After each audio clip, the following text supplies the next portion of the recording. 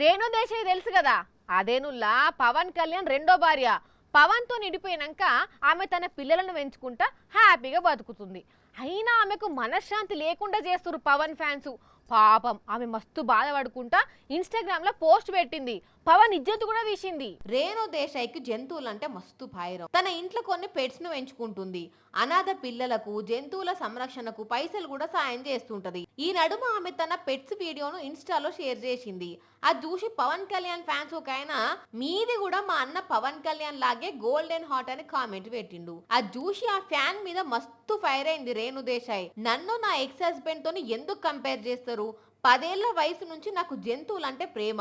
నా ex husband నాలాగా animal lover కాదు అంటూ జవాబిచ్చింది. అంతేకాదు ఈ కామెంట్ ను స్క్రీన్ షాట్ తీసి పోస్ట్ చేసి ఇటువంటి కామెంట్స్ చూస్తే బాధ, ఆవేదన, ఆగ్రహం కలుగుతుందని రాసింది.